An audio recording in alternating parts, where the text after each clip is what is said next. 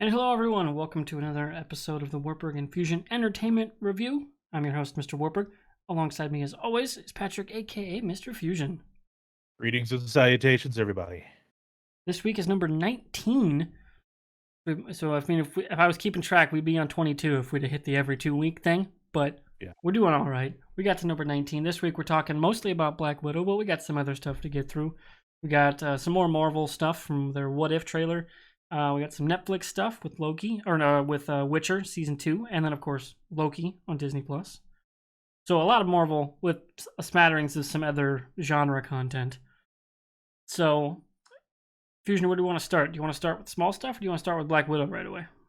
Let's start with small stuff because I have a feeling when we start talking Marvel, it just all becomes this big pot of gumbo, it's just like, hey, let's talk about this and tangent into that and do this and divert into a totally different conversation.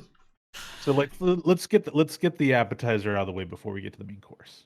Okay, so appetizer, I have a little thing to maybe get us going.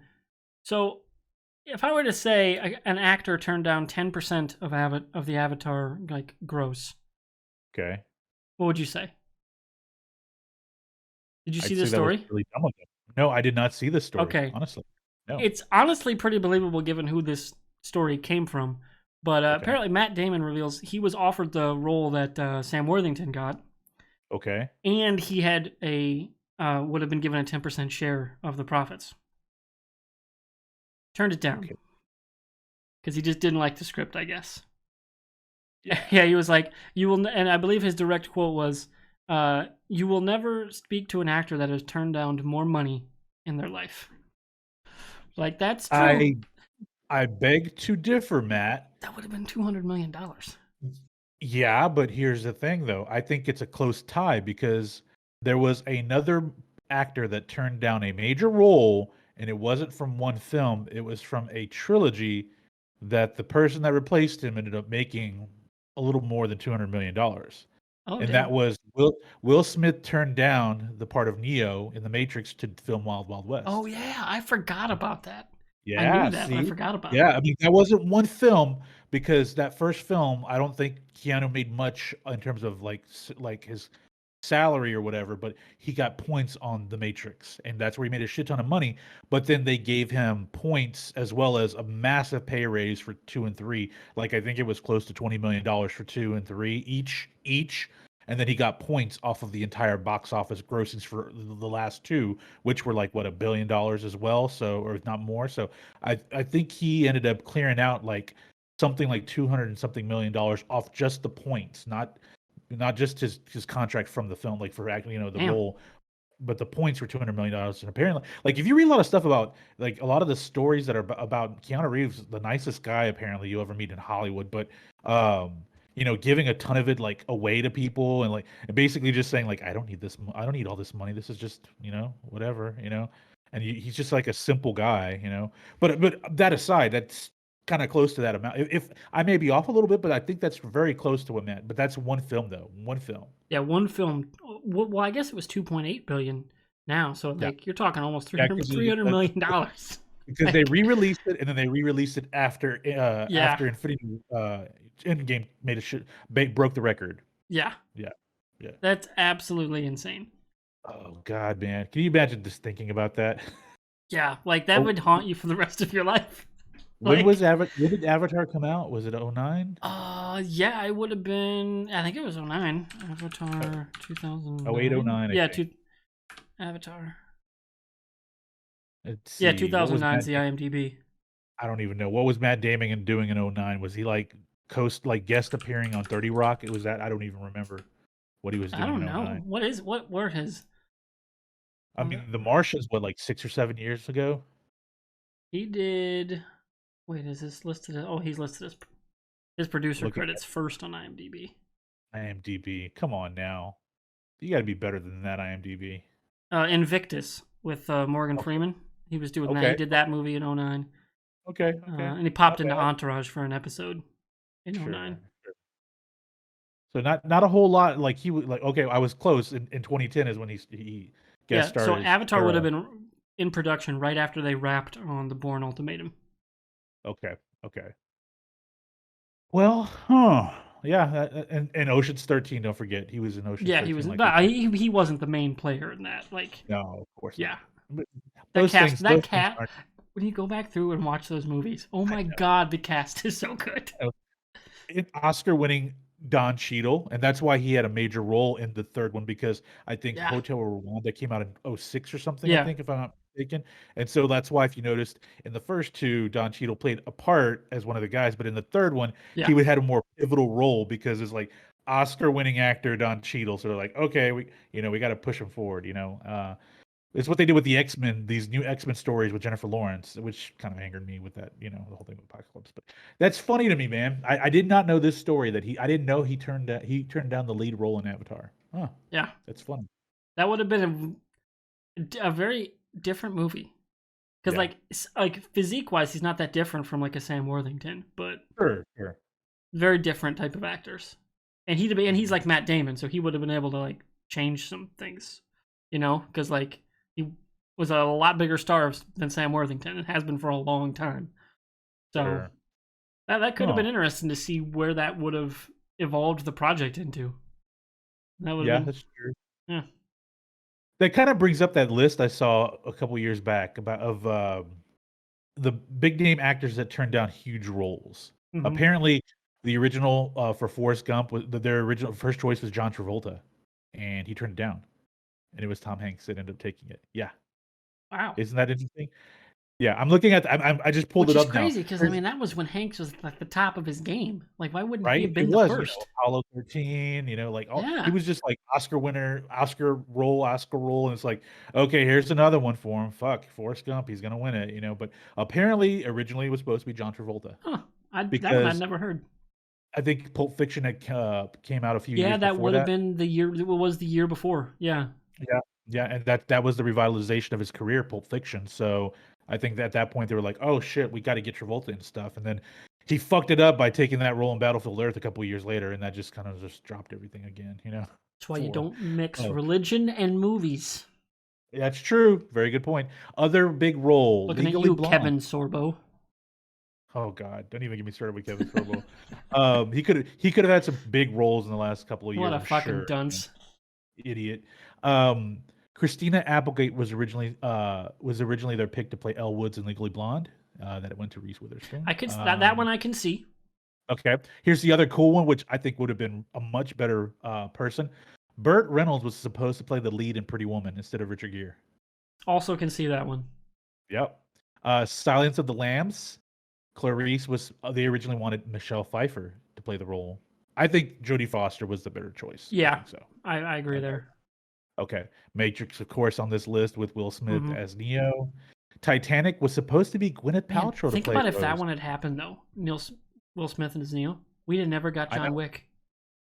That's true. That's very And my true. God, what kind of world would we live in if there was no John Wick? All the Oh action man, movies of the last 6 years would like not exist in that's in the very good form they point. do without John Wick. So Oh man, man, that you that gotta that go back. decision really Yeah, affected Hollywood.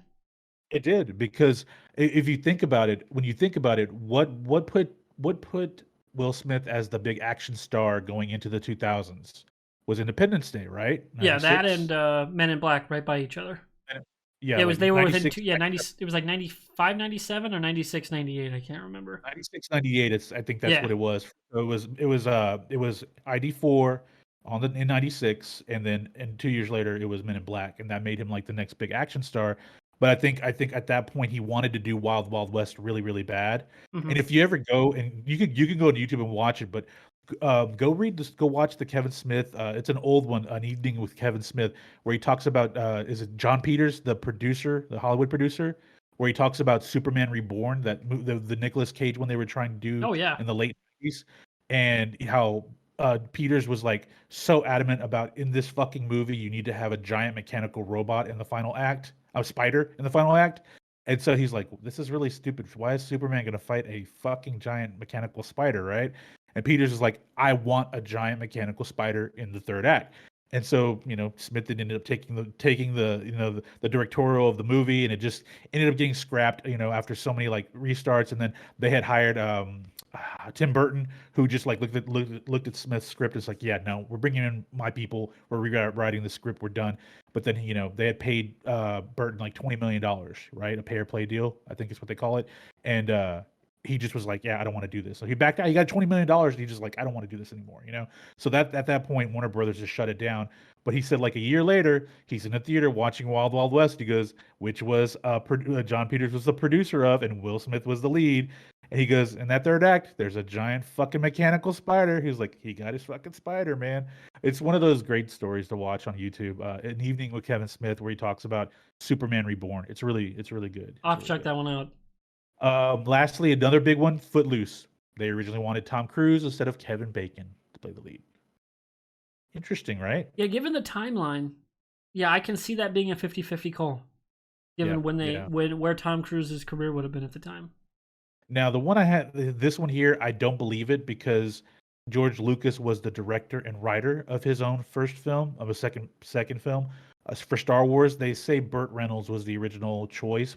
That was probably the studio's choice. Yeah, because that definitely wasn't Lucas's choice. Yeah, like that wasn't it just like a cast reading? Yeah, they were just like Lucas couldn't figure out who he wanted. So he was just like, hey, and like him and Harris, he'd gotten to know Harrison Ford, and was like, hey, he was just reading with everybody, and reading the part with everyone, and he just was like, this guy's got it. He's just got it. Lucas was like, yeah, this is the guy. Fuck everyone else. Yep. So yeah, there you go. Kind of interesting list though. Think of some. That's just a couple of them. I'm sure there's lots we'll probably hear over the years, but man, just $200 million. My other big one was the guy that ended up playing Volstagg in Thor, one of the Warriors 3. Okay. Is that Ray Stevenson? Ray Stevenson, yes. He got the offer. Him and Nick Offerman actually were up for Wolverine in the X-Men. That's right. And then Hugh Jackman ended up getting the part. Yeah, but Stevenson, I think, actually did turn it down. Offerman just auditioned. But Stevenson, like, it was. Yeah. Nick Offerman. I mean, he's got the chops. You know he could do the chops. Yeah, but Nick Offerman as Wolverine. Yeah, because at that time, he would have been 10 years younger.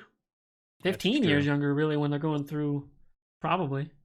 Good God, that kind of just makes me laugh. Right? Man, like, that's one that just doesn't compute in the brain because he's Ron Swanson. Yeah. Right? He does what he wants. He's Ron fucking Swanson. But, yeah, like, he auditioned for Wolverine. It's crazy. This has been a good segment, man, just because it's just cracking me up to think about some of these things. I didn't know. I knew Ray Stevenson was on the table for Logan. Yeah, I'm pretty sure. I remember reading that interview with Offerman. It was like, hey, what's the craziest audition you've ever been on kind of thing? Like, he wasn't, like, on a short list or anything, I don't think, but just crazy to think about. That's interesting. Yeah. All right, so now that we've got our intro segment out of the way. The tight black leather now. God, that'd have been insane. Like the mustache alone would have beat Magneto. It'd been great. But all right, so let's get into the other stories we've got going on. Another little appetizer of a story. We've got the Witcher Season 2 trailer, which dropped a lot earlier than I expected it to from Netflix, given that it's not releasing until December 17th. Sounds like they're going to do the similar drop it all at once right before the big holiday break for people, and then ride that wave into the next quarter off the press for that, which worked pretty well for Witcher Season 1. So, Fusion, did you watch the trailer? Yeah, I mean, I liked it. I enjoyed the first season. It wasn't something that stood out like as one of my favorite shows, but it was a good show. Yeah, like, it really did hit hard. Like, once all the narrative devices are in place and they're setting you up to like better understand the divergent timeline that they're on, because it's on 3 levels. There's the older Yennefer stuff, then there's the mid-tier Geralt stuff, and then there's the present day stuff with Ciri in the wilderness. Once they get all that like in your brain of how it works, which of course any storytelling device, if you're going to do it all in one timeline or different, you have to set it up, so it can take a couple episodes. Once they get you to think on those terms, it fucking clicks and goes. But it takes a little bit to get there. Sure. Very different than it wasn't exactly what I was anticipating when I first watched it, But then when I went through like a month later and rewatched most of the first season again, I'm like, okay, I get it. It makes sense. And like you said, the pace picks up, which is really good for it. which makes you want season 2. And so, yeah, you're right. I really think that this lining it up at the end of the year is really smart. Get you something in that December period, that holiday period, because a lot of folks that are at home and are off. It's a Yeah, good opportunity for folks to really binge during that holiday season. And if they have to wait until like the Christmas break and into the New Year, it's like we all like what you and I. What do? We play games, man. We yeah, we find ways to just do stuff. Well, we have a few days off here and there, and it's like, okay, well, you know what? Fuck it. I'm gonna binge over the next 2 days Witcher. The next season. So the casual moviegoer or the average watcher, not like someone like us that likes specific content, this kind of content. But yeah, man, I think it's a good idea. I like the trailer. I'm really hoping the energy does pick up like it was, towards the back end of season 1. So yeah, I'm really looking forward to it. yeah. I enjoy the trailer. I enjoy that we're seemingly getting the Ciri being trained as a Witcher Yeah, storyline for the bulk of her storyline with Geralt, and then, and then of course you have the Yennefer storyline where like she like disappeared at the end of season 1, and now we're yep. gonna pick up there and see where that goes. I don't know if that'll be a story that they tackle right away or if that'll be a towards the finale thing. We'll see what happens, but should be an interesting show because I mean, come on, it's Henry Cavill. He's awesome. He absolutely. What were your first thoughts when you found out that he was cast as Geralt? I thought he was gonna nail it because I mean, Cavill literally is awesome, and that is if it hadn't been for Zack Snyder, Yep, more people would know that because he true. just did not let him be Henry Cavill That's true. like at all. Like it still shocks me that off of that he got to be like it's and you know a mark of how good he is that he was like yeah after the shitty those how shitty those movies treated the character he was playing Mission Impossible yep I'm gonna come in and be Oh, the he was villain in great. Fallout Oh, like awesome so yeah, cool yeah, and then he's actually way better in the Zack Snyder cut too of Justice League. I'll give Snyder that. He's yeah. way better in the Snyder cut than he was in Justice League the theatrical. Because they actually got to use the scenes that were in the trailer that everyone loved were in the Snyder cut. Shocker! Give people something they are actively liking. They Right. like more of it. Not hard to figure out. DC, give us a By Superman the that way, doesn't suck ass. he still wants to have a third Superman movie. Yes, He's still he something. actively wants to be Superman. He's one of I the know. most popular actors on the planet. Dope person, literal king of the nerds. What the fuck are you Presidency. doing, WB? Yeah. What the fuck? Yep. I know. I know. Drives me I know. up a wall. And Warner speaking Bros. of Witcher, to tide us over, they also have an animated production of the work. Nightmare of the Wolf comes out in August. I Yes, can't remember if that sir. was going to be a movie or like a 2 or 3 part miniseries, but I think it's a movie. So I'll have to check that out. It's one of those like adapted from the tales of The Witcher, as they're using the books instead of any of the games as their source material. So and I found out that Geralt is Polish for Gerald, so it's Jerry the Witcher. It Jerry the was Witch. one of the people in the Polygon comments. What is the deal with all these monsters? That Nice. got me to laugh pretty good. But and speaking of trailers, let's move on into the Marvel realm of things. All We've right. got the trailer for What If, Yes. which drops August 11th Yep. on Disney Plus. So my Yes. yeah, I was very surprised with the trailer, given I hadn't really seen the behind the scenes, like any sneak peeks of it, because how stylized the animation is. Sure. It really does seem like they kept that all consistent, which I was a little surprised with. I thought they were going to do different things per episode, but I Okay. get that it keeps it easier on the workflow side of things to keep it all the exact same type of animation. Yeah. It was just how they pitched it didn't match up with what I was getting from their press releases about it and stuff. Okay. But what were your takeaways from the trailer? Um, we get some more Robert Downey Jr. We obviously get Chris Hemsworth voicing characters. Haley Atwell, like a lot of our favorites throughout the years are going to be coming back to voice their characters. It's going to be hard. I will admit this, a little emotional. It will be a little sad watching those episodes with T'Challa because it is Chadwick Boseman that's doing the voice. And apparently he did enough for like 2 seasons worth. Like so, Damn. apparently they've scripted this. Like this project was done for they did 2 seasons worth of shows in one production cycle, because they stated like, yeah, you could be hearing Chadwick for a couple years doing the voice. I'm like, oh Damn. shit, yeah, okay, They basically that's pulled a Harley Quinn, where it was yeah, like back to back. yep. So I really like it. Now the couple of questions I have here is that are we really like this is a good opportunity because I don't have you ever read one of the what ifs before any of the what if I've read comics? more of the Elseworld stuff on the DC side, but I understand the concept. Yeah, Okay.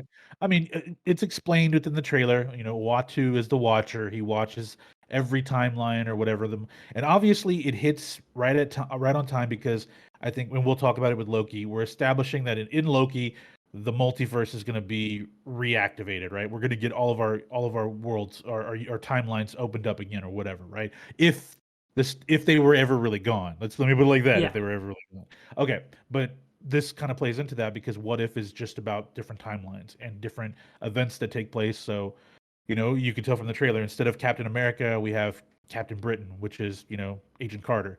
There are going to be, you have, T'Challa is going to be part of the Guardians of the Galaxy. It's a lot of interesting stuff that what ifs. But here's the thing for you, Warburg.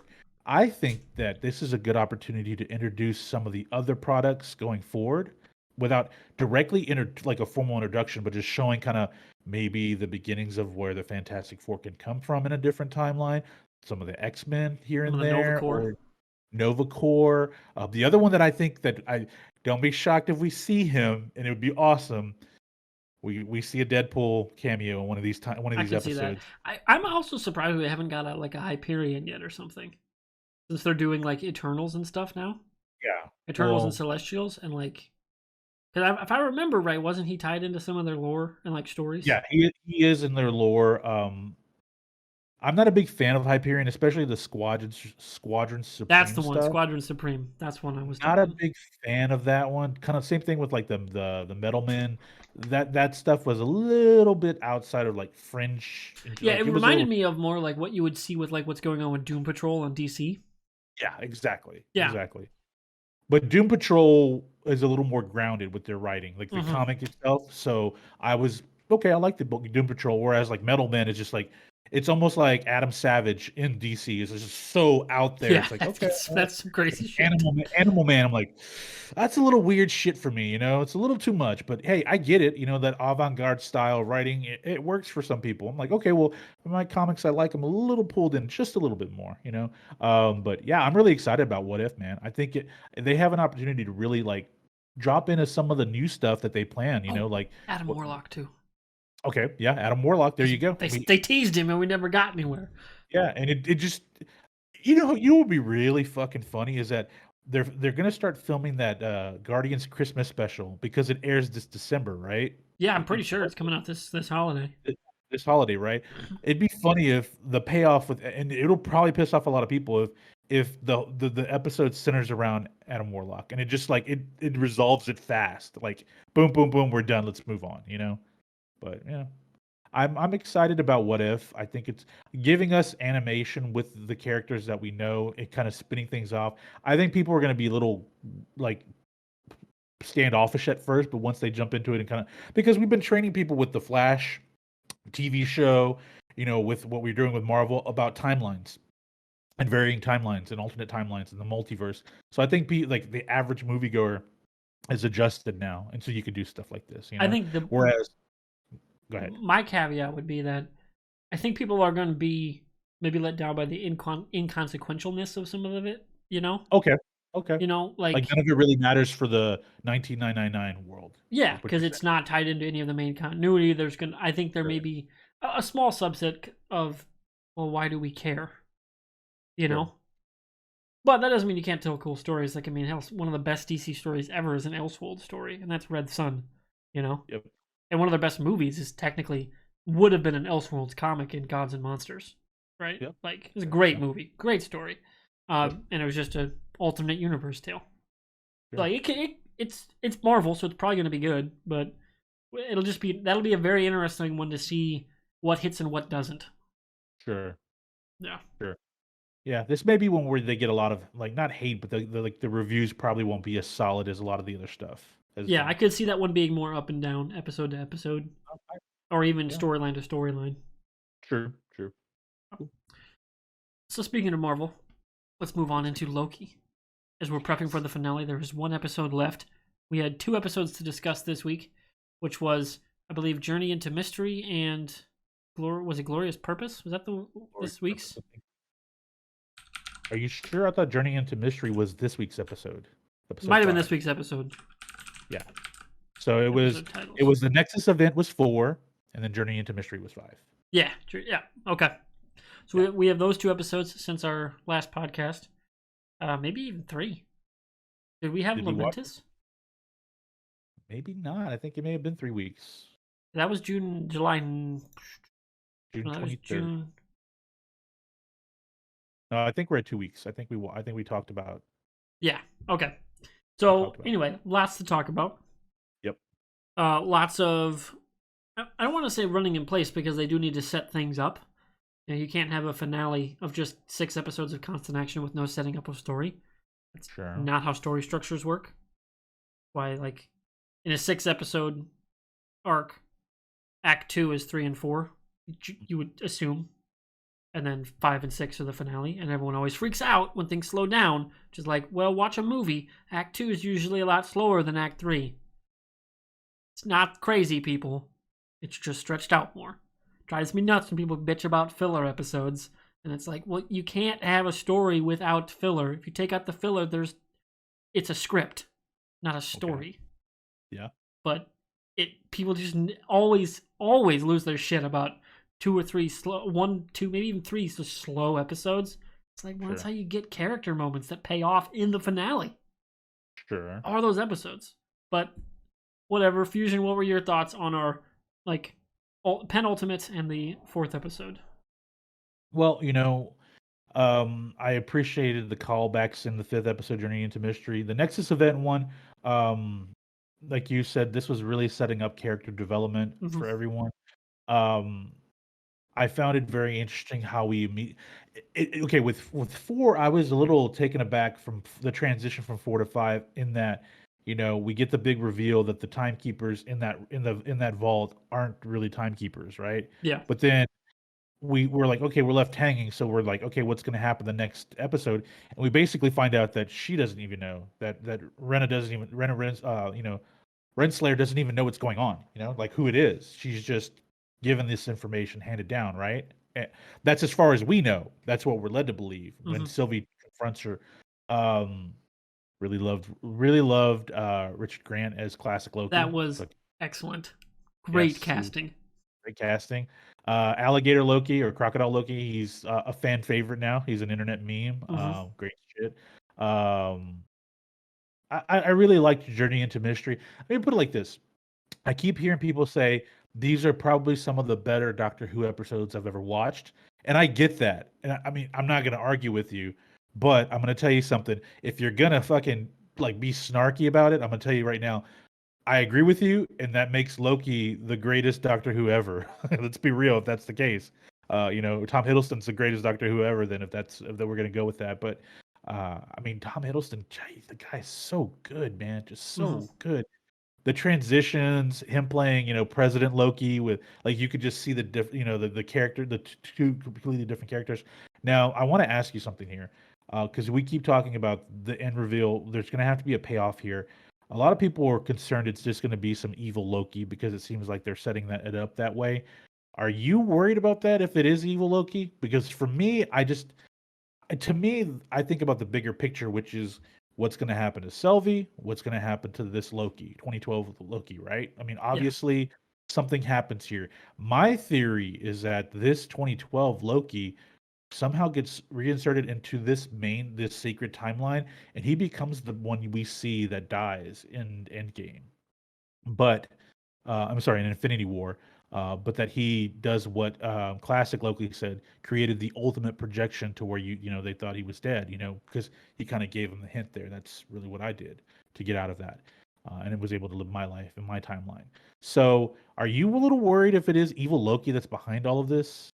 It's possible, and I would say it's more like 60-40 that it could be. But there's part of me that thinks they're going to set up.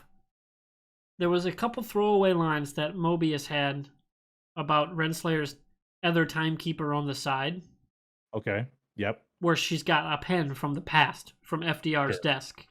Yep. That's got to be Immortus. It's got to be. Okay.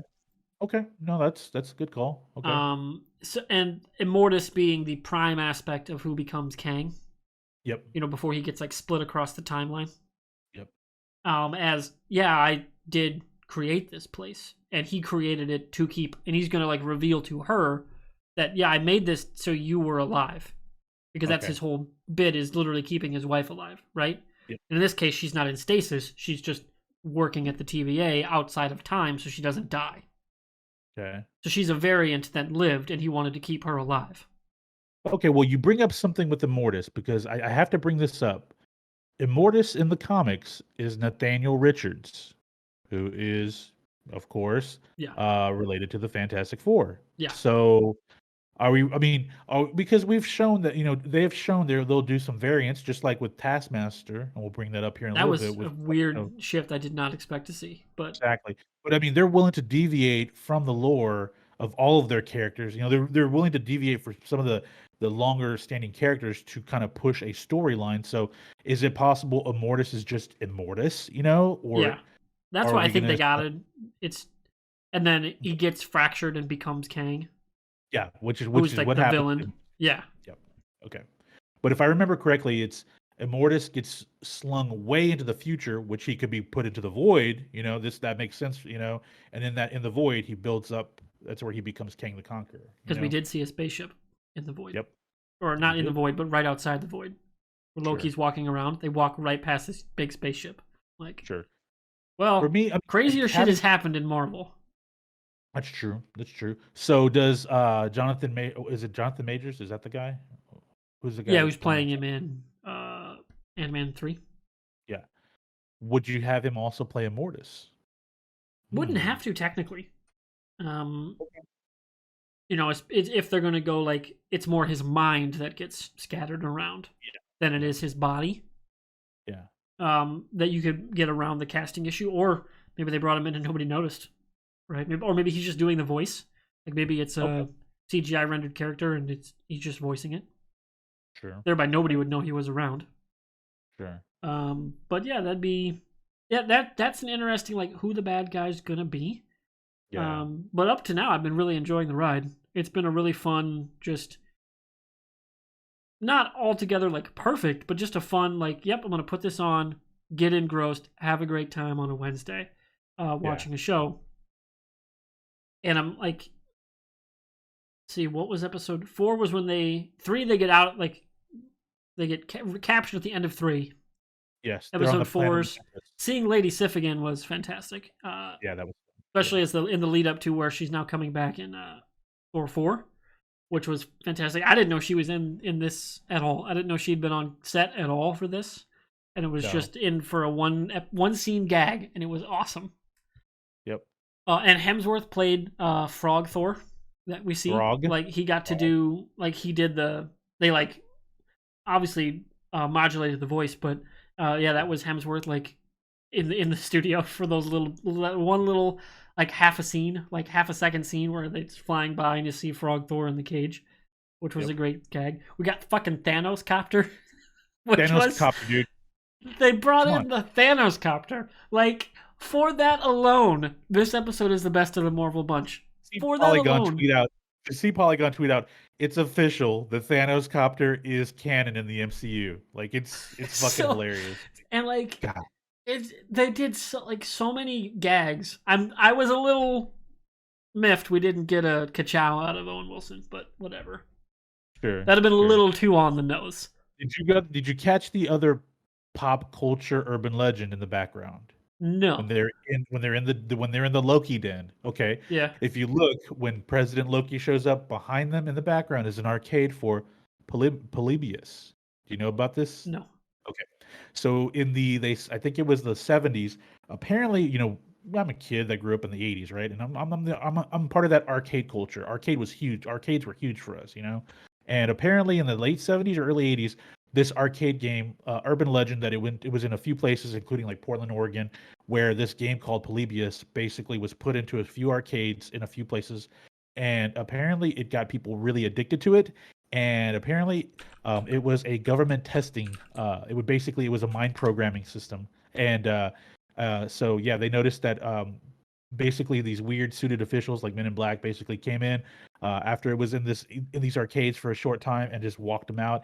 And they noticed there were several people missing right after that too. Yeah, you've never read about the Polybius urban legend? No, Oh I've man, never come heard of that one. I'll have to Oh, dig you into need to that. go to in the early 2000s, Cracked magazine their website used to do really cool list of like video game urban legends, like the lost souls in which one is it? Is in it's some one of the Mario games where if you look in the mountains, you can see these weird souls, like these weird ghost people looking at you. There's a room in World of Warcraft where there's just dead bodies everywhere. Like it's an Easter egg you have to go Oh through, but yeah, it's like a that was back when Correct was awesome. yeah, back when they were Back awesome. when But it was that's why prime internet yeah. content. But like it brought up Polybius to people, and for through the early 2000s into the 2010s, that's where like urban legends of games came out. Like the whole what was the Mask of Majora? You remember that one, the creepypasta That about the one I card? don't. Oh man. Okay, I forget the name of it now, but you got to go look at it. I'll show it to you. But basically, somebody found a Majora's Mask um, ROMmed version in a 64 cartridge, but when they went and put it into the game, it like was haunted and it had like this kid's name and the character was all distorted, but like there was like the weird characters like in the game with the masks would come up to you and say weird shit that didn't even make sense. Yeah, but uh apparently they said the ghost of the boy that had the game was inside the video game. It was just a really funny creepypasta, but shit like that, man. I that's the kind of stuff I eat up, man. I eat it up. That's me. But yeah, Polybius. It was cool to see it in the background along with the Thanos copter. Fucking love that. Yeah, so I'm I'm also really digging where they've taken Sylvie as a character, essentially making her the Enchantress, not doing Amora but doing Sylvie, Sure. which I thought was a nice touch. Um, I'm a little confused if who's going to stick around, like long term. What is the plan, But that's the fun of it. We got to see where it ends, and that's going to be Wednesday. We're going to talk Yep. about Loki, the finale. We're going to do a Loki finale specific episode next Saturday. Yep. Yep. It'll be a shorter episode because we're going to film two back to back. And the first one we're going to film, which will come out later once we get it all edited, because I have some things I might want to add in. And that is we're going to be ranking the Mass Effect companions with our friend Crafteria. It's going to be a good time. We're doing a whole S through SABCD ranks of all the Mass Effect companions, plus some characters I'm going to throw in for NPCs, which I know are going to end up in probably the A tier because they're awesome, but just for fun. So we're going to do that next weekend. You'll be on the lookout for that. Real quick, I want to bring this up. I said earlier about this Loki being put into the sacred timeline again at some point to be the Loki that dies. The reason why is I saw a clip of this, and I think I didn't think about this until I saw it yesterday, but they mentioned this has to be the same Loki because in Thor Ragnarok, he enchants Valkyrie to see her past. And before that, before Thor Ragnarok, we didn't know Loki had the enchanting power, and based off of this show, we didn't know he had the power to enchant until this last episode, right? True, but we also don't see him for a long time before Ragnarok. So like Prime Loki could have figured it out himself. Okay, Post Thor 2. Okay. As he was Odin, maybe he learned about it or something. That's true. It's been like what 5 years or something like that, 4 or 5 years. Yeah, it had been a while in time because Thor was out looking for this, the Infinity Stones. So it's possible, but not definitive. So I'm still of the mind he's going to die. He's going to have to sacrifice himself. Okay. And be reborn as Kid Loki to set up, or that Kid Loki we saw is going to show up in Young Avengers. Okay. Because they're doing they have to be doing Young Avengers. They're going to. They haven't like announced it or anything, right? But like they've had so many references with so many characters, they have to. Like to not do that would be insane. The amount of money and time they're putting in these shows to introduce characters on the side who all connect to each other. Sure. It'd be really weird if they didn't. Yeah. It'd be like if DC was like, yeah, we're gonna have Robin in a show, and we're gonna have Kid Flash in a show, and like Aqualad in a show, but they're never gonna talk to each other. Never gonna do Young Justice or Teen Titans. No, we don't That'd need be crazy. we don't need Young Justice guys doing it. That'd be Not gonna crazy. Speaking of, Titans is back too, and it actually looks way better now that you can tell. Oh, they got that HBO money. Like, Of course. people actually have costumes now beyond Nightwing, and it looks much better. But man, that show has been all over the map. Like, Doom Patrol Yeah, was consistently good, but man, Titans was just all over the place with whether it was good or yeah. bad. I agree. I agree. But speaking of something where we need to decide if it was good or bad, let's talk about Black Widow, Let's do it. a movie that was maybe or maybe not 4 years too late. So, Fusion, what were your thoughts on Black Widow? I agree. I will echo the sentiment. It was long overdue. Good movie. Great. Can say that. I really, really enjoyed it. If I had to put it in terms of like the Marvel lady leads, I'm gonna have to say I thought Johansson carries her better than Brie Larson does in Captain Marvel. Yeah. Hopefully they get that right with the Marvels because they have some direction now with the future of that character in the MCU. Hmm. But I thought the depth of Johansson's come full circle because remember when we first meet her in Iron Man 2, there's not a whole lot there, and you just know her as a spy. We get all the way through the Avengers, and she plays a big part of it. But then again, she's not a powered hero. So what's her superpower? And you just kind of learn that she's just a survivor. In this movie, that's really it. She's a survivor. Um, I liked the family interaction, though I was a little disappointed with it because it was so fast to me. Like I thought it was going to be more about that, but the intro, the flashback scene was a lot longer than I expected it to be. But Marvel does what they do best. They take the '90s where we're coming out of the Cold War into the whole thing of like the spy sagas and the people that were running into double agent status all over the world for different countries, and especially with Russia, the Soviet Union. Those guys did that better than anybody, at that time. So how they tied it in timeline wise, I like how Marvel seems to do this. They always manage a way to make it all fit, right? And so yeah, I really liked that.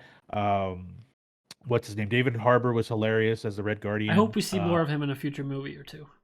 Too, right? At least it doesn't even have to be in a movie. It could be like in the Thunderbolts or something, Yeah. right?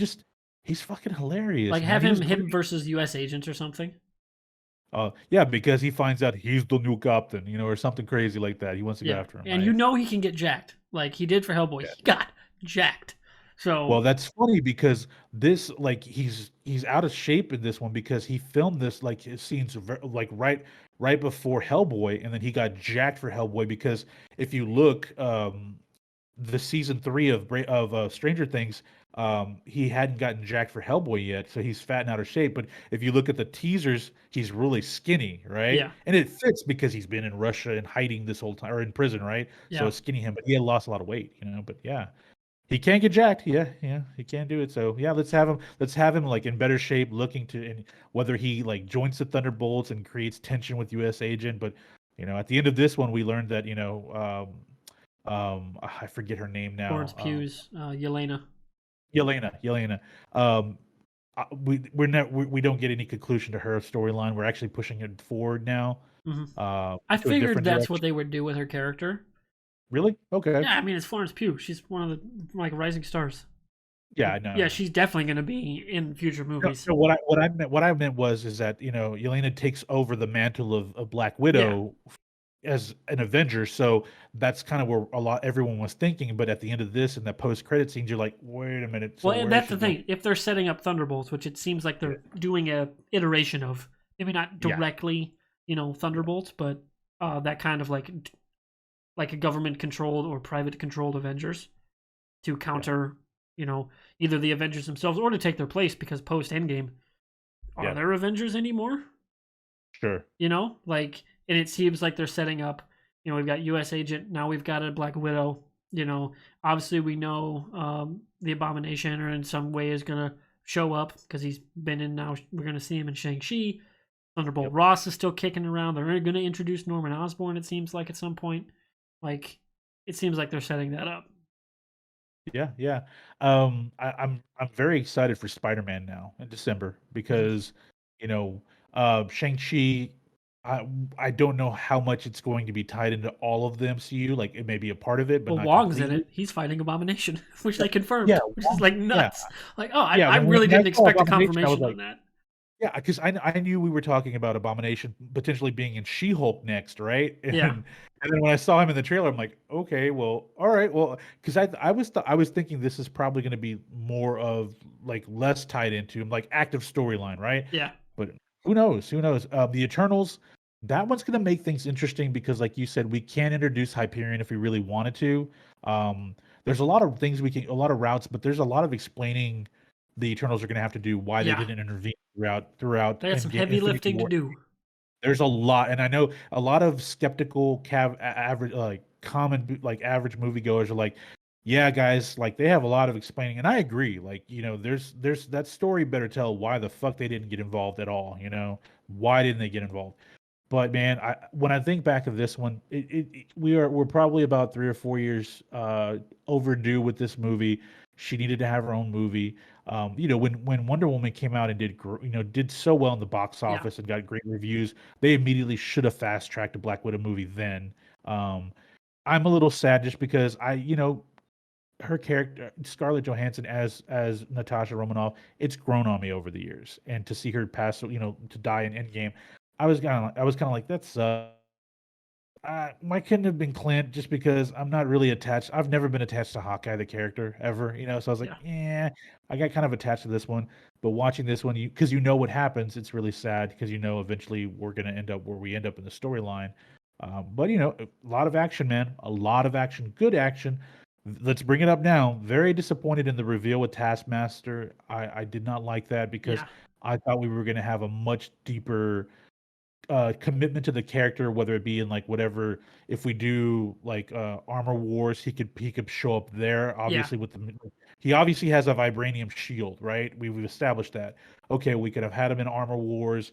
We could have put him in another season if we did another season of Captain America and Winter Soldier, or have him in the next Captain America movie. yeah, Well, with Sam Wilson at some degree, but I was just a little disappointed, honestly, to find out the reveal. It's the big boss's daughter all this whole time. But yeah. eh, That to me wasn't a necessary twist. Like yeah. having him be alive was enough of a twist. Was it Mandarin level disappointing to you? Oh well, honestly, I liked the Mandarin twist. Like Yeah, you did like I it. I think Ben yeah, you liked that it. because I know. for me it worked specifically because it was Ben Kingsley, one of the Yeah. greatest actors of his time, Yeah. making that turn. Like Hold only a on. guy like him could Sir make Ben, that turn. get it right. Sir Ben Yeah, Sir Kingsley. Ben, It's like, nice. he could make that turn work, and it did for me. It was Okay. hilarious. Like him as Trevor was hilarious, and I'm Yeah. so glad we're getting an actual Mandarin. But they had to have known because that Blu-ray that came out, they The one had shot. Yeah. that one shot. They had to have filmed that like right after production. Like that had to have been like the very next thing they did. That would sound like something Feige would have as backup. Yeah. Like if Yeah, they decided they wanted to fix the reveal, like and actually show that there is a Mandarin out there. yeah, because the whole Yeah. It Ten makes Rings thing was very much like, hey, we're gonna kind of world build, but we don't know where yet because they threw Ten yeah. Rings in the first Iron Man, and then they Yep. had you know, they brought Mandarin in Iron Man 3, so you'd think the Yep. connection is there, but no, it's gonna be a kung fu movie, which is like, Yep. well, okay, I'm Yeah. intrigued. But yeah, it was I really enjoyed the Mandarin twist. This one was more just, well, shit, really, that's what you went with? Not like the Yeah. worst I've ever seen, but it really just kind of took the wind out of the sails. It did. It did. I was disappointed. Like I was Yeah. hoping it would be Taskmaster, and then once he realizes Black Widow's in the base, like no, she's Black Widow. I'm out. Like it's game over. Like she's Yeah. here. The plan is in motion. I don't know what the plan is. Turn on the guy and just tell Natasha, see you next time, and just bounce. That would have been an awesome Taskmaster moment. And then of course you leave him open for future stories. Or her. Yeah. Could have even left it as the daughter, but just like, maybe rebel or something. You know? Yeah. Yeah. Now it being Dreykov's daughter as the reveal, that didn't bother me. But how they just ended the character, Yeah. like And she's you get just been this, mind controlled the whole time. yeah, Like she never had any choice. yeah. That's the thing. Yeah. And speaking I of, was I was worried at the beginning because when I saw like basically they turned the helmet on. I'm like, oh, don't tell me it's a like it's a Stark like level robot or something like that they've modified. I'm like, oh, if that happens, yeah, that just that takes would the fun out of it. yeah. But this was equally as like, oh man, because when it was the reveal, I was like, okay, that's fine. But let's find out that she's not under mind control. That she's doing this of her own free will, Yeah, and then it would be fine. But then we find out, nope, she's mind controlled, and we've released her, and she's gonna recover with all the other Black Widows we freed. I'm like, yeah, that just yeah, because because like that's the fun of Taskmaster's Taskmaster is he is that good and he's such an asshole that when you he's an beat ass. him, it's awesome. Yeah. Like Yep. there's that like yeah, you earned beating him, kind Yeah. of moment, and we're never gonna get that with Taskmaster now, which Nope. sucks. Yeah. But speaking of What are your stuff, like well, you never told me what are your thoughts on the movie? Like, how'd you feel? I enjoyed it. It was very much a Fast and Furious Marvel movie. Okay. Like it's all about family. God, those memes have been so I good. mean, I want to make one. I haven't. I have one in my head I haven't seen yet, and I want to make it. It's John Wick fucking kills me. the rebellions are built on hope line, but its rebellions are Yeah. built on family. Yeah. And then it's like all the cars going down the runway or something. That'd be dope.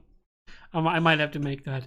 But yeah, I enjoyed it. And when we were talking about Taskmaster, like not having any like agency at all, really as a character, and just being a Terminator, which is that's not Taskmaster. No. So, and in the script, there was some other stuff where they were talking about how one of the scenes that really was like, wow, I'm surprised they did that because of the type of movie it is, was the conversation in the helicopter after they rescue Red Guardian, Okay. where Florence Pugh's basically like talking about the involuntary hysterectomy. Oh yeah, yeah, yeah. So I read an article about that, and apparently that was all. It was Scarlett Johansson, Florence Pugh, and the director, whose name currently escapes me, Shortland. What's her first name? Kate. Kate Shortland. Totally. They were like, yeah, we read the script, and it was just a period joke. Like that was the end of the scene. Was is it your time of the month joke from David Harbour? And they were like, well, this is shitty. Like that sucks. So they just made that scene up and put it in there because it wasn't in the script. And that's another one of those things where, man, it just feels like sometimes it's the guys that write these scripts more often than not. It feels Yeah. like sometimes they just don't get where the characters are Yeah. or where the time, like where they are as a writer in time.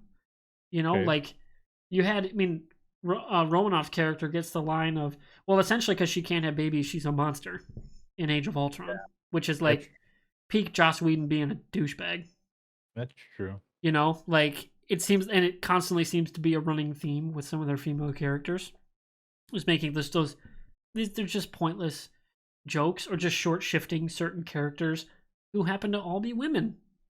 Yeah. That seems like a trend. And Taskmaster is another one that really comes out to be like, it's just not. She's not a character. It sucks. Yeah. And that really was the biggest sour note of the movie. Like you said, it was kind of helter skelter. You can really kind of see the seams of the story, but it's moving fast enough and the action is good enough. It's okay. Much like the Fast and Furious movies, which is why I make the comparison. Plus the family connection. Yeah. But like Florence Pugh was damn near the co-star. Like she carried so much of this movie. Like their conversation in the car about the vest, laughed my ass off. It's just two people talking in a car. Like it's like, all right, Florence Pugh is gonna be the new Black Widow. This is gonna be dope because she's awesome. Making fun of the landing pose when she did it. She's like, stupid. Oh, that's and then when she does it later in the movie, she freaks out. Like, yeah, she's gonna be awesome, and I can't wait to see what she does next in the MCU because we're gonna see her beyond the Hawkeye series, which I guess she is gonna show up in. We're gonna see her in some movies eventually because she's gonna be one of the biggest stars going forward. So she was awesome. Her and Scarlett Johansson had great chemistry. Scarlett Johansson again, awesome. I think she's just been criminally underutilized in the MCU. Sure. Much like, again, most of the female characters in the MCU, criminally underutilized.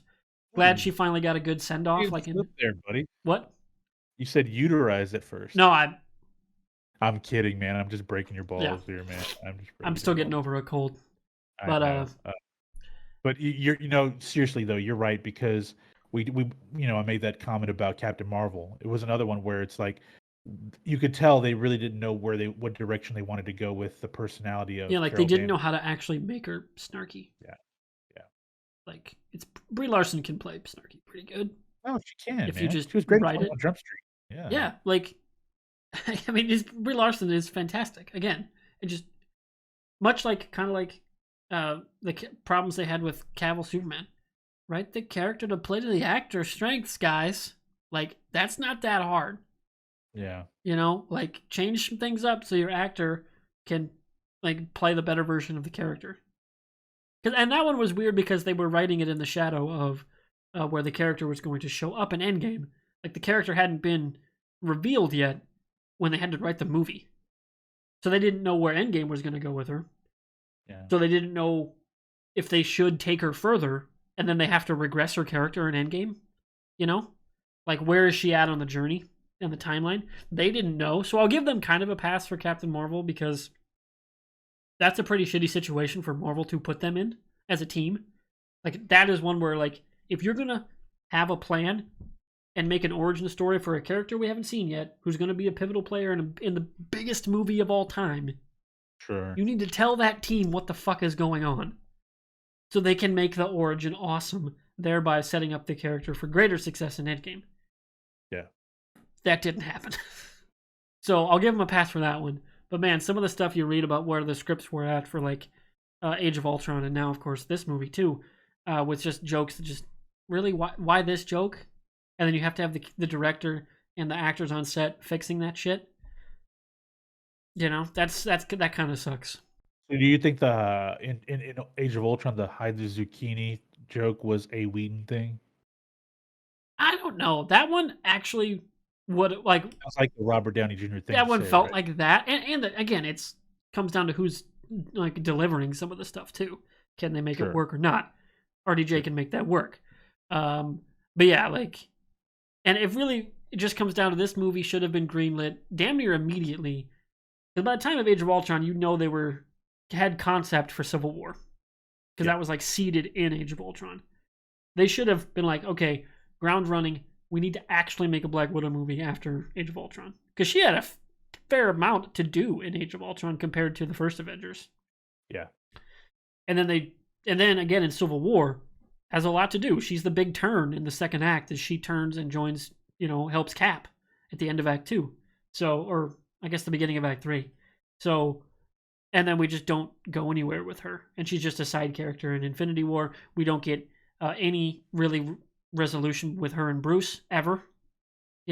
Like really they just kind of fucked her character over for Yeah. a long time. Yeah. So I'm glad she finally got the movie to like play the lead and do some awesome shit. It's not quite as good for me as Winter Soldier is maybe the perfect Marvel movie. I It's agree. 10 out of 10. Civil Yep. War is like a 9 out of 10. Fair. So but it's really Avengers 2.5. So this movie I'd give, 7, 7.5, 8 maybe if I'm feeling Okay. generous. Which All again, right. that's pretty good. Yeah. Some flaws, some things I really didn't like, but they Yeah. didn't on the whole sour the experience. So, and hey, if you're going to At build a least floating fortress in the sky, have a backup engine. I agree. I agree. Um, when I think back of it being kind of like they should have fast tracked this after Age of Ultron, I agree with that. I also think that because Ant-Man was fast tracked after Age of Ultron as well. Um, I think that when Edgar Wright stepped away from Ant-Man, they probably should have given him the reins to Black Widow at that time, because at that time he was bitter about the direction of where they wanted to go with Ant-Man because it was so tied into the MCU. Whereas Black Widow could almost be where it was its own separate story, Mm-hmm. between Civil War. Well, just I think like I mean I'm not saying that the direction of the movie was bad or anything, but I think like there was possibility there to really put something in place. And the fact that they waited so long, yeah, I agree, and I don't like how they've kind of just used her as like the punchline for a lot of jokes. Mm. Yeah, Um, she's the set dressing a yeah, lot. exactly. And I get it. Look, guys, we have to have beautiful women in a lot of these movies to kind of lure in the casual moviegoer. I get that, but Well, when beautiful I people want in general. I mean, beautiful people in general, yeah, like Chris Hemsworth's a beautiful man. Let's just be frank about it. He's a very handsome then you guy. got Chris Evans. Like, I know, shit, like I mean, like there's just you some got good looking America's ass, people. man. Seriously. But like Black Widow, but when she was cast as Natasha Romanoff in Iron Man 2, I was a little skeptical because in some of the movies I saw her in, she was very like a dry personality. And I'm like, okay, well, what direction they're going with her? And I was like, okay, she looks pretty fucking badass in Iron Man 2. Not gonna lie, she looks pretty badass. And then when we got into Avengers, I was like, oh shit, this she's actually a really good actress. I'm not gonna, she's grown on me because I just hadn't really seen her do much in terms of like action I haven't. And then when I saw her, evolve in Age of Ultron, like we've talked about that, but I thought like just Scarlett Johansson, her acting was just really good in that movie Yeah, because you can see different levels of humor, action, and emotion that she can develop. And then we saw a lot more emotion in this movie come full circle with her and her emotions and her yeah, like the family and scene the at the character. table. Yeah, Yeah.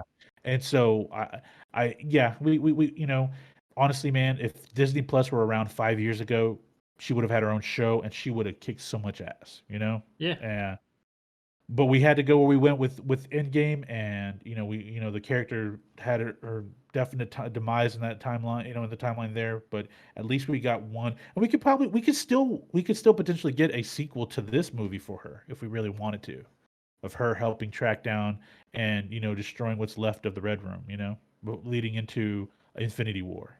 We yeah. could do that. And for me, a bit of revisionist history. When you were talking about Edgar Wright, I was like, man, what if they'd have brought like Brad Bird over to do? Oh, Because yeah, he did Mission Impossible 4.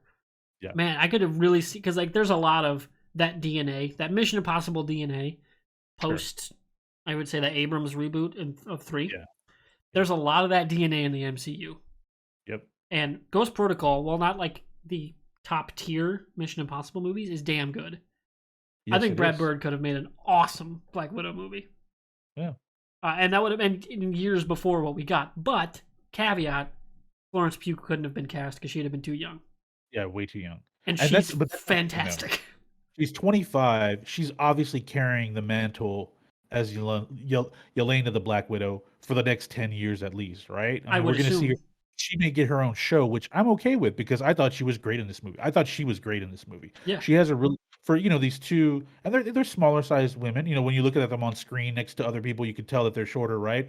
But like their personality is so big on camera, and they both like just to see them have that kind of sisterly rivalry on camera, yeah, entertaining, good energy, but like Pew was just really good with her energy, like that, just kind of that kind of fuck you mentality with her energy was really interesting to me. And so to see her kind of like begrudgingly find her way into the Avengers eventually, like maybe that's hmm how it happens for her. I like that idea. Yeah, maybe have a Black Widow show where Pew takes over the mantle for one reason or another, next year or 2 years from now. Like I would watch that. I really would watch that where you have some flashbacks with Johansson in there, yeah. having We could see cats. her there, and we could see her Yeah, flashbacks with, assuming Barton lives yeah, through Hawkeye series, we could see flashbacks there. But yeah. speaking of Barton and that series, so we know she's going to show up in Hawkeye to Okay. try to kill Clint Barton. Yep. I'm imagining. I mean, they're both good enough actors. We're going to get an awesome sequence where she realizes that it was Natasha's choice, and that it kind of broke Clint that she did that. Uh, so that is something that's going to happen. I'm imagining we'll probably get a joke about the vest, Of but course. yeah. But so we're gonna have that scene, and then I think going forward, if she, well, I don't know if she goes rogue in the Hawkeye series and like leaves Valentina DaCosta or whatever her name is, um, or if she's the defector that leaves the Thunderbolts. Okay. Yeah, so that'll be interesting. Yeah. Yeah. Yeah. I'm very interested where they move her forward. It's Valentina Allegra de Fontaine, just so you Dave know. Fontaine, that's it. De Yep. Fontaine. Because yeah, that's the other thing. This should have predated the reveal of Falcon and Winter Soldier by like a year, had it come out on time. Yeah. Because it would. I guess it would have been more like 6 months had everything really happened on time. So are we establishing in the post credits when Valentina goes to the gravesite with Yelena that is after Falcon and Winter Soldier? Because it's been how many Well, months they has it been? are very close to each other on that post credit scene and Falcon and the Winter Soldier timeline wise are damn Yeah, close. damn close. Okay. Like we're talking within 3 to 6 months probably. Okay. You know. And that's interesting because Spider-Man Far From Home that's a year after Yeah, like that's a Endgame. time jump after. That's a time jump. But we don't know what the time jump, if there is going to be in for No Way Home though. What the do we? Yeah, like the See because chronology again. This partly because of Sony being Sony. The yeah, the chronology of the Spider-Man Sony stuff. stuff is Yeah, weird with the yeah, MCU. yeah. Like the first one, Homecoming, kind of broke the timeline a little bit in terms of when Yep, things because could or of could the not have happened. opening sequence, yes, for Avengers, because we thought Avengers took place in the year 2008, right? Or 2010, It right? was 2012, yeah, we thought, and then like, oh no, no, it all happened like within like 6 months of each other, and don't Yeah, worry yeah, about it. Like that was yeah, basically Marvel's response to that movie breaking the timeline. yeah. That's right. That's right. Yeah, so now it's gonna happen again. Yeah. Like crazy. Ah, Sony, man, come on, guys. I can't You wait got for to the get faux things going here. documentary about all this timeline shit to show up on Disney Plus because you know they're gonna do it and probably have Tim Robbins in it. That would be awesome. Have Tim Robbins be the host and narrator. That'd be great. Hey, the other thing, real quick about Loki, I wanted to bring up because I know you're a fan of the character. Did you see the Living Tribunal's head in Loki? Oh yeah, there was that one too. There was that reference. Yeah, I wouldn't say so much I I'm was a like, fan of the character. We just had well, him as a reference because Aaron Porter was popped in on our prior that that's true. MCU in review show. That's true. But But yeah, that yeah, was I was like, there's a Living Tribunal right there. yeah. Great, awesome. That's the second Living Tribunal reference we have in the MCU. Nice. Yep. We have the Yep. staff and now the head. Yep. So And it just makes these movies and these productions fun just to see all the interconnectivity to yeah, all of it. I can't wait for the finale of Loki. With this movie, um, it does leave you like what is Valentina staging? Like obviously we all think Thunderbolts, but what if it's not? What if it's something a little different? yeah. Uh, Well, I mean, I don't think it's gonna be Thunderbolts in name yeah, because I mean, I don't know if that name would make sense with the characters we have on the board.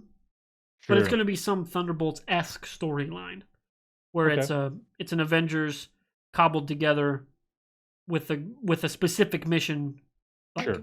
with a backer, not Well, I mean, so this, much. yeah. Yeah, I mean, the original Defenders comic wasn't the what we saw in the TV show because that was Hulk, Doctor Strange, Ben Grimm, the Thing, and a couple other characters. That was the original, the Defenders, and I think Beast was a Defender too. But that was the Defenders in the comics, and then eventually it got morphed in where Iron Fist and Luke Cage were part one iteration of it. But yeah, I mean, that happens. That happens. yeah. So it'll be interesting to see where they take it. Of course, it being Marvel, there's always something on the table. So Yeah. some people are like, I'm recording. Why call me? But anyway, yeah, like some people have been like, well, it's just one thing after one thing leads to an act, and there's no resolution. And I'm like, yeah, have you ever read comics? Yeah, there is no resolution. Like, much to get back to the filler episode discussion we had earlier. Have you ever watched anything? Have you ever read anything in regards to comics? Well, guess what? The shit never ends. Yeah. Beyond like a Crisis on Infinite Earths level complete continuity reset, nothing ends. True. So, what do you want? Like, if you aren't interested, don't watch. If you are interested, watch and then don't bitch. Yeah. You know what I mean?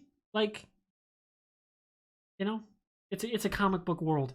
Of course, things are going to iterate, move forward, slightly change, but continue to tell the same story because it's comics. They're just looking for something to bitch about because when we Like do something complaining bad. about female characterization in the MCU, actual Yeah. problem. Oh, that is a Complaining problem. about ongoing storylines, That is a not a problem. problem. That's the Yeah, because feature, not the bug. if we gave them a Soprano style ending where it was black, we're done here, no more going forward, people would be pissed. Well, they They would wouldn't have be been after Endgame. Endgame would have earned it, but they okay. clearly aren't, and that's years ago now. Like we're past it, So you people. Move on. so you think what the Russos did to end Endgame with that dance with Peggy and Steve to end it, right? Yeah, If the MCU had just if I think it would have slightly Marvel, changed had they known it was going to be the end of all ends. okay. Had they known it would have been a finale and Uh-huh. never picked back up again, Okay. things probably would have been structured a little differently. I think we would have tied up more loose ends. Thor wouldn't have fucked off with the Guardians and just without any resolution or anything like Sure. that. Maybe we wouldn't have even gotten Fat Thor. Who Yeah. knows how it would have been constructed butterfly effect wise had they known it was going to be an end. Sure. But I think that storyline could definitively have been much like a Crisis on Infinite Earths or maybe a Final Crisis type story from DC. Could theoretically serve as a complete coda to the universe without anything after the fact. Okay. It could have Okay. been done. Clearly, though, we knew it wasn't going to be because movies Yeah. were in the pipeline. So Yeah. get over it. Is what I say to those people. I But mean, at yeah, the end of the day, it's all about money, right? I mean, if you're yeah, making billions, they're keep gonna making print. They're more. printing money with this shit. Yeah. They just bought Fox. Oh, What do you think's paying for them buying Fox? This shit. So get over it. they gotta pay for that X-Men money, man. They gotta pay for that. Yeah, God damn, they got a big payment though, Fox. Come on, yeah. Like I mean, like them. Assuming these movies are gonna make that kind of money is where they make moves like that. So Yeah, it's that's just true. that's the game. Yeah. It's what happens.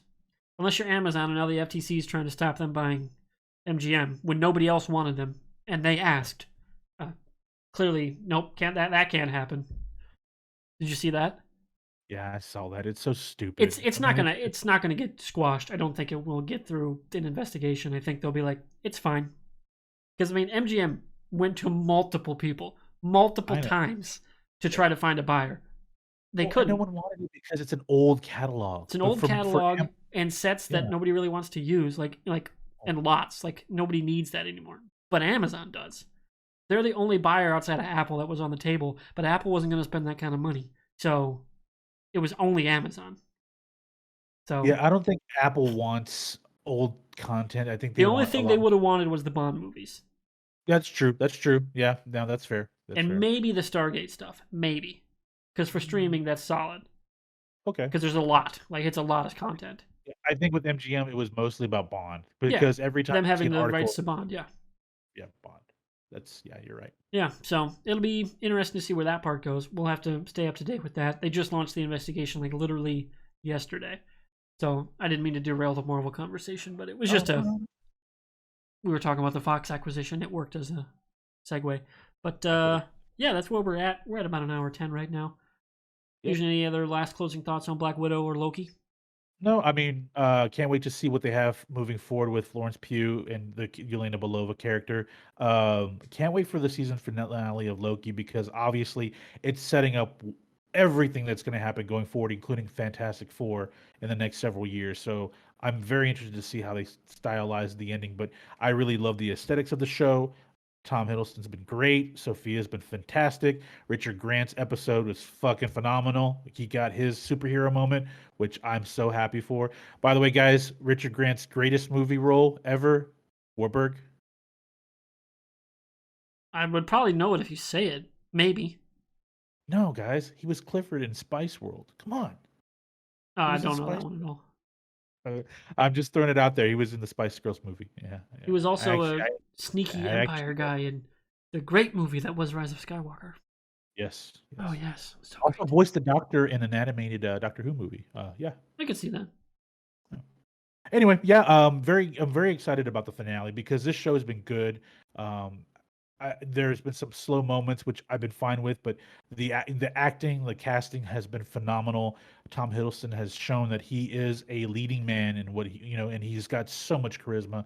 I don't want the Loki character in the Hiddleston iteration to end. I want him to move forward in some way, shape, or form, but it probably won't. Like you said, we'll Well, probably he's get been younger. around since Yeah, phase one. I know. You got to move on eventually. But we would say that about Hemsworth, too. Like, But Hiddleston loves the character. He's yeah. embraced it Him and outside. Hemsworth fucking love that shit. It's Yeah, awesome. they both did it. So, I mean, I get that that Evans wants to move on to like directing and stuff, and Robert Downey Jr. is like, I'm getting too old for this. I get all that. I get that. For Hiddleston, every time I see him in interviews, he said like, this thing is something I've always dreamed of, and I have no problem moving it forward. So we can get him in some way, shape, or form as the Hiddleston Loki. I'm all for it. Whether it be like a quasi villain in the multiverse coming up, or just a cameo in one of these movies. I like Hiddleston as Loki. He's fucking hilarious. And Warburg, the funny thing that cracks me up is about this whole show is we come to learn the only love that Loki ever felt is a love for himself. That's really what we're learning here, right? Yep. That's fucking hilarious. Like this first true love he's ever found is for himself. An iteration of himself, but it is still himself at the end of it. Yeah. It's it's very weird, but very fun. Yeah. All right, well, let's get out of here. Of course, you can follow us on our Twitter handles if you're watching on YouTube. They're on the screen or in the description. I'm at MrWartburg. He's at It's Mr. Fusion. We'll be back next week to talk about the Loki finale. Probably like a 45-minute-ish episode to talk just about the finale. Then the next week, we're going to get together with our friend Crufteria to talk about the Mass Effect characters, which I'm very, very excited for. She is maybe, outside of Jackie, the biggest Mass Effect fan I know. So that's going to be a fun time. And then going into August, I'm looking to get a guest to do a sports movie episode. Oh. That's going to be fun. And then, of course, coming up in September, we might have a live show in Austin. And like we'll be in the same room making a show for the first time. Have you ever been on a live show I did down there? Like, were you on any of the TFT podcasts? On the TFT, remember, like I was on you the podcast. You popped in the Airbnb. The apartment. Yeah. Yeah. I had to leave. Because it was really late and I had to be somewhere the next morning. But yeah, so I never got a chance to record that live in person one. So this is the first time you and I will record in person. It's going to be a damn good time. I'm very excited about that. Yep. All right, well let's get out of here. Of course, subscribe on the RSS feeds, the audio feeds, whatever service you're listening on, or YouTube as well. And we'll see you next week. Bye.